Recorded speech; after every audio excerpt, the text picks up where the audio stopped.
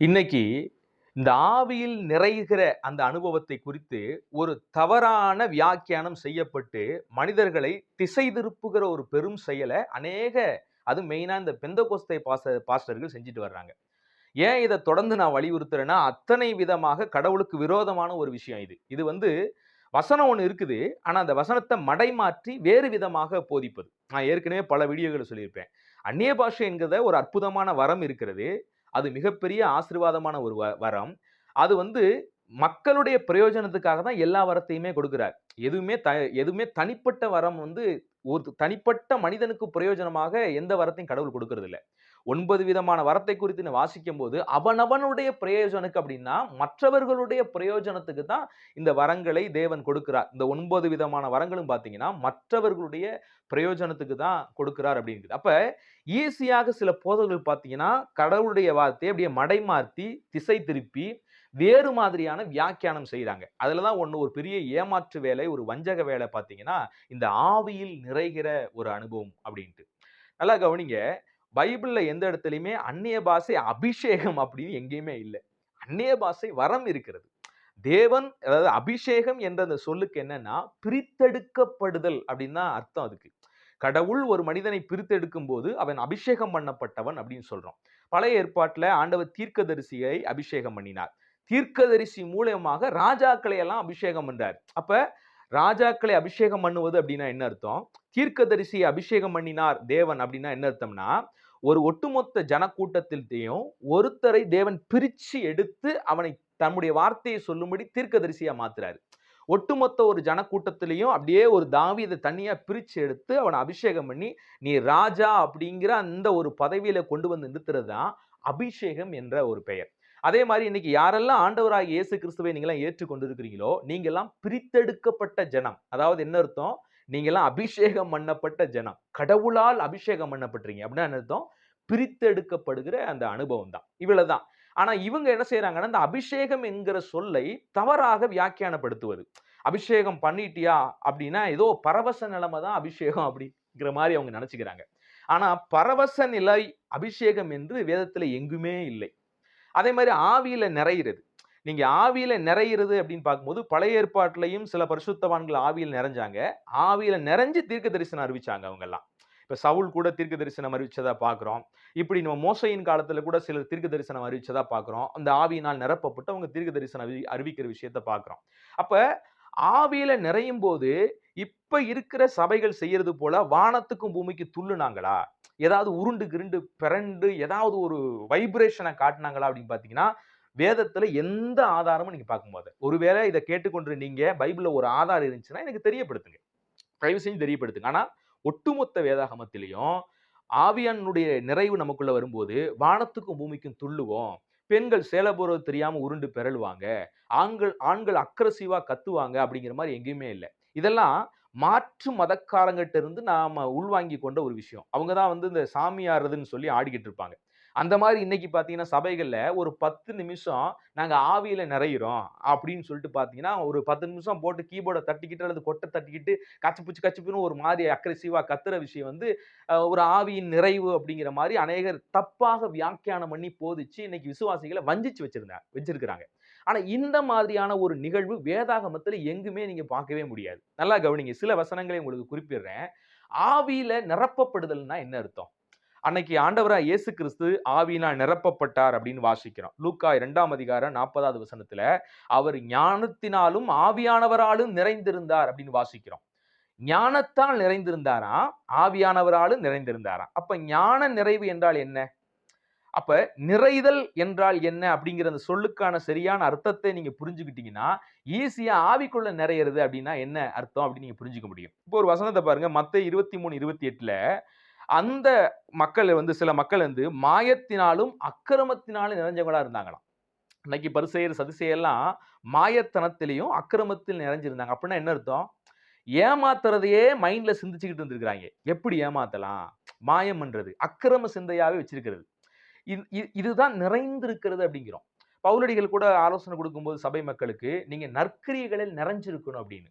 அப்ப நிறைவது என்றால் என்ன அர்த்தம்னா, ஒரு குறிப்பிட்ட விஷயத்தை முழுவதுமாக நாம் சிந்தித்துக் கொண்டிருப்பது அந்த சிந்தனையினால் நிரப்பப்படுவதை தான் நிறைவு என்று வேதம் சித்தரிக்குதே ஒழிய, குதிக்கிறதையோ, ஆடுறதையோ, உருள்றதையோ குறிச்சு எந்த இடத்துலயுமே வேதத்திலே நிறைவு என்று சொல்லல. இப்ப தம்முடைய ஆவியானவரை ஆண்டவராகிய இயேசு கிறிஸ்துவுக்கு பரிபூரணமாய் தந்தார் என்று வசனம் சொல்லுது. அவர் ஆவியிலே அளவில்லாமல் ஆவியை கொடுத்தார்ன்னு வாசிக்கிறோம்ல வேதாகமத்துல.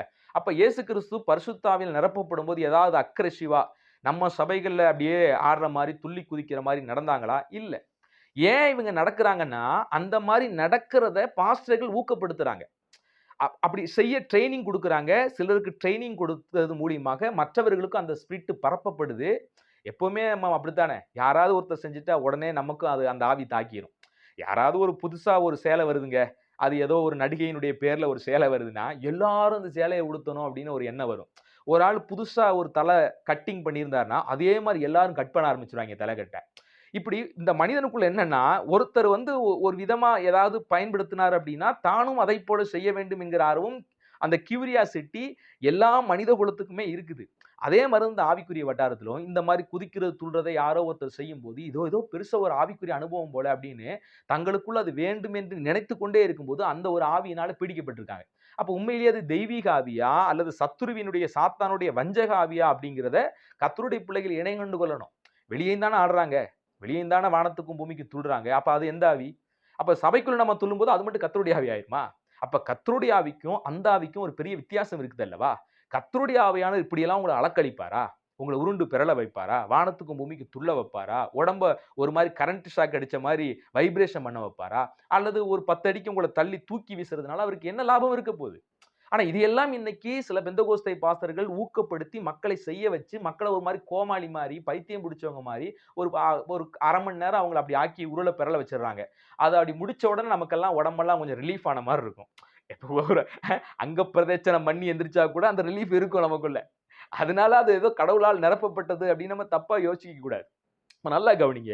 வேதாகமத்துல பலர் ஆவியினால் நிறைந்தார்கள். அவர்கள் எல்லாரும் இப்படி வானத்துக்கும், பூமிக்கும் ஏதோ 10 நிமிஷம் கிளுகிளுப்பா இருக்கிறத ஆவியின் நிறைவு என்று சொல்லவில்லை. அப்ப ஆவியினால் நிறைவது என்றால் என்ன அர்த்தம்? அப்போஸ்தலர் 4:8ல பேதுரு பரிசுத்த ஆவியினால் நிறைந்து, அப்ப பரிசுத்த ஆவியினால் பேதுரு அந்த 4ஆம் அதிகாரத்துல நிறையும்போது என்ன செஞ்சாரு? சபையில துள்ளுனாரா? இல்ல. வைராக்கியமாக வேத வசனத்த தைரியமா பிரசங்கம் பண்ணாரு. அதுநாள் வரைக்கும் சீசர்கள்லாம் பயந்துகிட்டு இருந்தாங்க. கூட இருந்த இயேசுவும் என்ன செஞ்சுட்டாரு? மரிச்சு பரலோகம் போயிட்டாரு அப்படின்னோனே, இவங்க மட்டும் தான் இருக்கிறாங்க. இப்ப பரிசுத்த ஆவியானுடைய பெலன் அவங்கள ஆட்கொள்ள உடனே, கர்த்தருடைய வார்த்தைய தைரியமா சொன்னாங்க. அப்ப ஆவியினால் நிறைந்து பேசுற விஷயம் என்னன்னு கேட்டீங்கன்னா, கடவுளுடைய வார்த்தையை தைரியமா சொல்ல ஆரம்பிச்சாங்க. இப்படித்தான் அவங்க ஆவியினுடைய நிறைவ காமிச்சாங்க. நம்ம மாரி 10 நிமிஷம் வைப்ரேஷன் ஆகுறது ஆவியின் நிறைவா காண்பிக்கல.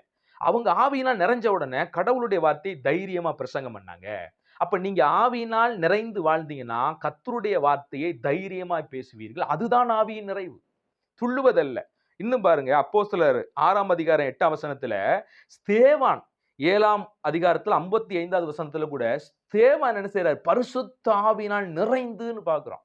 அந்த இடத்துலயும் பரிசுத்த ஆவியினால் ஸ்தேவான் நிறையும்போது சபையில துள்ளுற மாரிலாம் துள்ளல. அவர் அன்னைக்கு அங்க என்ன செஞ்சாருன்னு பாருங்க. அவ்வளவு தைரியமா யூதர்கள் மத்தியில கர்த்தருடைய நாமத்தை அழகா அங்கிருந்து எடுக்கிறாரு. எங்க ஆபிரகாம் முதற்கொண்டு இயேசு கிறிஸ்து வரைக்கும் ஒரு பெரிய சரித்திரத்த ஒட்டுமொத்த ஒரு அதிகாரத்தையும் சொல்லி அவங்களுக்கு சத்தியத்த விளக்கிட்டாரு. எல்லாரும் பல்ல கடிச்சுக்கிட்டு ஸ்தேவான கல்லெறியணும்னு எடுக்கும்போது கூட அப்படி தைரியமா நிக்கிறாரு பாருங்க. அதுதான் ஆவியின் நிறையிறது. நாம இன்னைக்கு ஆவியின் நிறையறத மடைமாத்தி தப்பாக ப்ரொஜெக்ட் பண்ணி கடைசியில பார்த்தா என்னமென்னமோ பண்ணிக்கிட்டு இருக்கோம் இன்னைக்கு.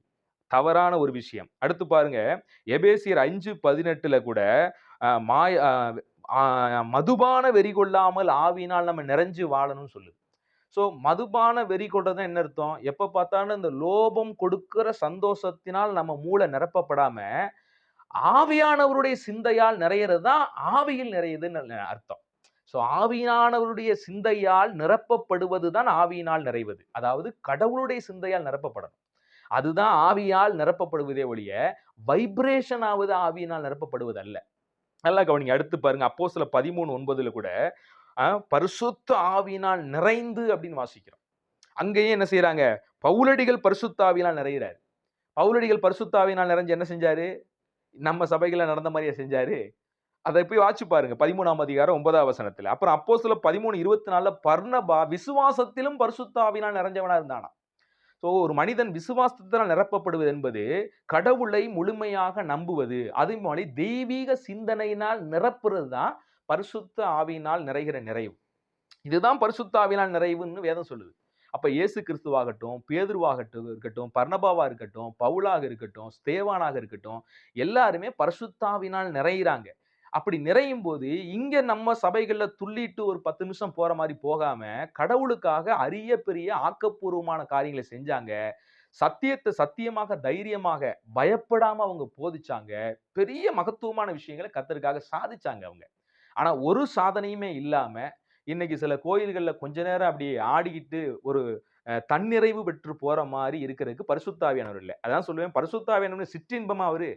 ஏதோ சிற்றின்பம் தான் பார்த்தீங்கன்னா, இந்த உலகத்துல இந்த மதுபானம், சிகரெட்டு, பழைய போதை வஸ்துக்கள்லாம் பார்த்தீங்கன்னா, அத குடிச்ச கொஞ்ச நேரம் மனுஷன என்ன செய்யும்? ஒரு மயக்க நிலைமையில ஒரு ஒரு தற்காலிக சந்தோஷத்துல நிரப்பி வச்சிருக்கும். அந்த மாரி பரிசுத்த ஆவியானவரையும் சிற்றின்பமா மாத்தி, சபையில போயிட்டோம்னா, அதுல ஒரு ஒரு 1/2 மணி நேரம் அந்த துதி ஆராதனையில பரவசம் அடைகிறது தான் ஏதோ பரிசுத்த ஆவியானவருடைய நிறைவு அப்படின்னு ஒரு தப்பா ப்ரொஜெக்ட் பண்ணி வச்சிருக்கிறாங்க இந்த பெந்தெகோஸ்தே சபைகள். தயவு செஞ்சு இந்த போதனைய நம்பாதீங்க.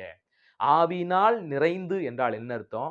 கடவுளுடைய சிந்தையால் நீங்கள் நிரம்பி இருப்பது தான் ஆவியின் நிறைவு. அப்ப ஒரு நாள்ல 24 மணி நேரமும் நீங்க கர்த்தருடைய ஆவியினால் நிரம்பி இருக்கணும்.